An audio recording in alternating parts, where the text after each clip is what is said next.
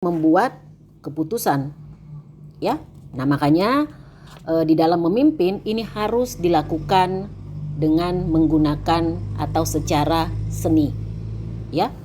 Nah, komunikasi yang baik itu sangat penting ya di dalam manajemen. Ancaman terbesar pada kebanyakan proyek adalah apabila terdapat atau terjadi kegagalan di dalam berkomunikasi.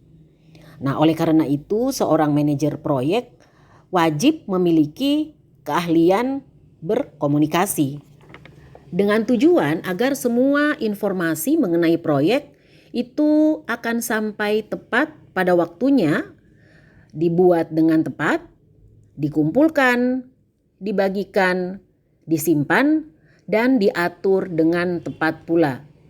Dan ini semua kembali dilakukan dengan cara seni atau berseni.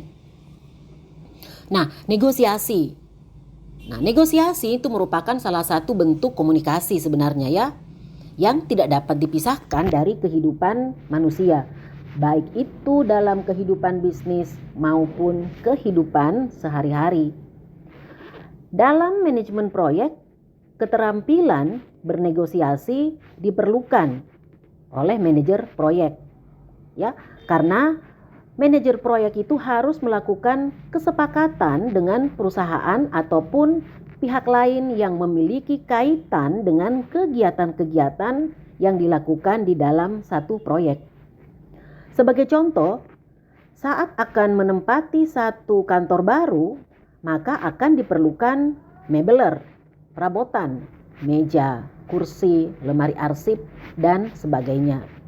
Nah, maka di sini seorang manajer proyek itu perlu untuk memiliki keterampilan bernegosiasi minimal di dalam melakukan tawar-menawar harga. Oke? Nah, keterlibatan dalam suatu proyek itu umumnya didukung oleh 3 hal pokok. Yang pertama itu adalah SDM, yang kedua itu proses yang tepat, dan yang ketiga itu adalah penggunaan teknologi yang dapat mensupport atau mendukung jalannya proyek yang sesuai dengan rencana. Nah, di dalam satu proyek ada tahapan-tahapan. Jadi ada tahapan-tahapan manajemen proyek. Yang pertama itu jadi ada 6 tahapan ya. Jadi tahapan yang pertama itu adalah project definition atau pendefinisian proyek. Nah, project definition itu adalah mendefinisikan tujuan proyek dan faktor-faktor yang harus dipertimbangkan agar proyek yang dilaksanakan itu dapat berhasil dan dengan kualitas yang diinginkan. Tahapan kedua itu adalah project initiation atau inisialisasi proyek yang merupakan perencanaan awal terhadap sumber daya yang akan digunakan sebelum suatu proyek itu dimulai. Tahapan ketiga, project planning atau perencanaan proyek, yaitu menguraikan dengan jelas bagaimana sebuah proyek harus dijalankan. Pada project planning ini akan terlihat dengan jelas pentingnya segitiga manajemen proyek yang saya sudah jelaskan, yaitu waktu, biaya, dan ruang lingkup suatu proyek. Tahapan keempat itu adalah project execution atau pelaksanaan proyek. Nah, di sini dilakukan pekerjaan agar proyek yang dimaksud tersebut berhasil sesuai dengan keinginan ataupun rencana. Tahapan kelima yaitu project monitoring and control atau pemantauan dan pengendalian proyek. Yang mana ini merupakan pengambilan langkah-langkah yang diperlukan sehingga pengoperasian proyek itu dapat berjalan dengan lancar. Sedangkan tahapan yang terakhir atau tahapan keenam itu adalah project closure atau penutupan proyek. Seperti saya sudah sampaikan di awal, setiap proyek itu selalu ada masa selesainya atau masa penutupannya. Nah, jadi project closure atau penutupan proyek itu merupakan penerimaan hasil akhir dari proyek dan sekaligus menghentikan semua penggunaan sumber daya. Selanjutnya, saya akan jelaskan tentang siklus hidup proyek. Ukuran, lamanya, dan cakupan proyek itu sangat bervariasi sesuai dengan sifat dan tujuan satu proyek. Namun demikian, semua proyek itu mempunyai kesamaan, yaitu proyek akan melalui siklus hidup yang biasanya terdiri dari 4 fase. Fase yang pertama yaitu fase definisi atau biasa juga disebut dengan fase konsesi. Adapun fase yang kedua yaitu fase perencanaan. Fase yang ketiga yaitu fase eksekusi. Sedangkan fase yang keempat atau fase yang terakhir yaitu fase pengiriman ataupun terminasi. Nah, pada fase pertama atau konsesi, pada fase ini terdiri dari 2 bagian, yaitu konsep dan analisis visibilitas. Nah, pada konsep ini adalah titik di mana organisasi mengenali kebutuhan akan sebuah proyek atau merespon permintaan proposal dari pelanggan atau klien yang potensial. Dan yang kedua itu adalah analisis visibilitas yang memeriksa biaya, manfaat, dan resiko yang diharapkan dalam melaksanakan proyek tersebut. Nah, fase yang kedua atau perencanaan ini menguraikan perincian pekerjaan dan memberikan perkiraan seperti sumber daya manusia, waktu, ataupun biaya yang diperlukan. Selanjutnya fase ketiga, eksekusi atau biasa juga dikatakan di mana proyek itu dijalankan atau satu proyek itu dilaksanakan. Nah, fase ini seringkali memakan sebagian besar waktu dan sumber daya yang digunakan oleh satu proyek. Nah, sedangkan fase yang terakhir yaitu fase terminasi ini adalah pengakhiran capaian atau bagian terakhir dari penyelesaian satu proyek. Terminasi ini biasanya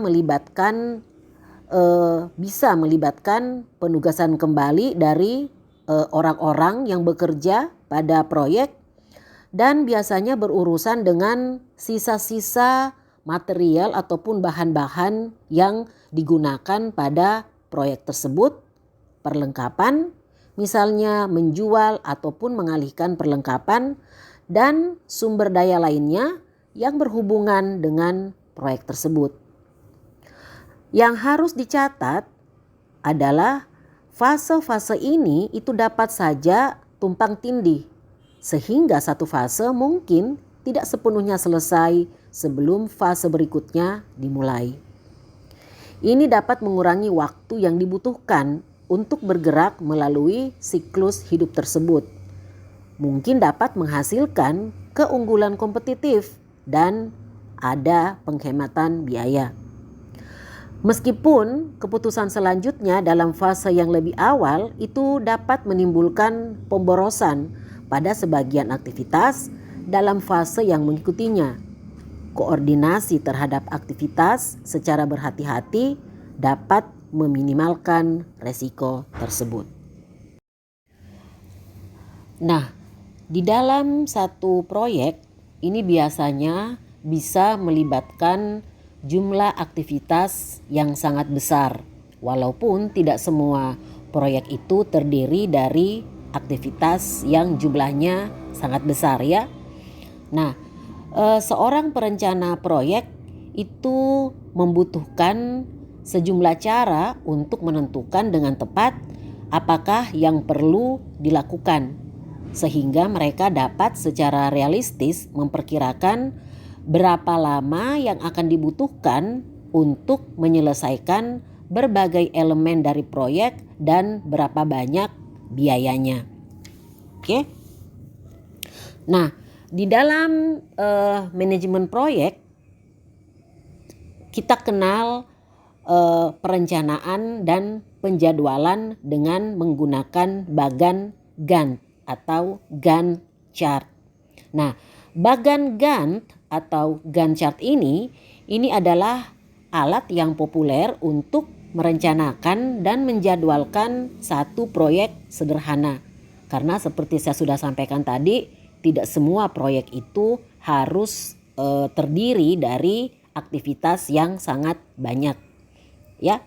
Nah, bagan Gantt atau Gantt chart ini memungkinkan manajer itu untuk pada awalnya menjadwalkan aktivitas proyek dan kemudian memantau kemajuannya seiring waktu dengan membandingkan kemajuan yang direncanakan dengan kemajuan secara aktual.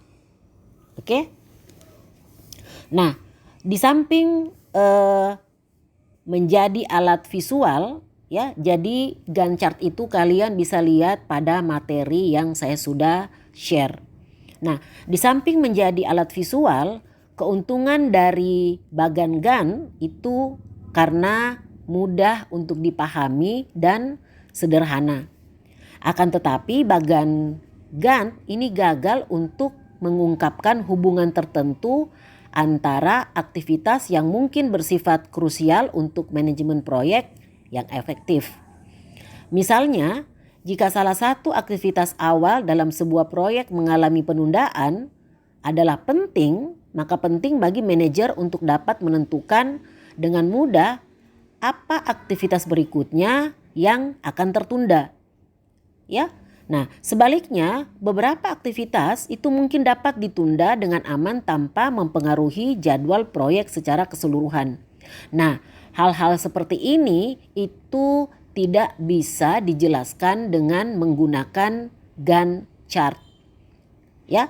Nah, makanya pada proyek yang lebih kompleks, Gantt chart ini itu digunakan bersama dengan sebuah diagram jaringan yang kita kenal dengan nama PERT dan CPM.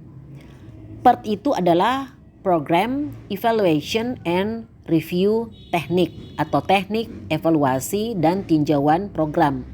Sementara CPM itu adalah Critical Path Method atau metode jalur kritis. Nah, PERT dan CPM ini adalah dua teknik yang paling banyak digunakan di dalam merencanakan dan mengoordinasikan proyek-proyek skala besar. Walaupun bukan tidak mungkin, ya, metode ataupun teknik-teknik ini juga bisa digunakan untuk proyek dalam skala kecil atau yang lebih sederhana.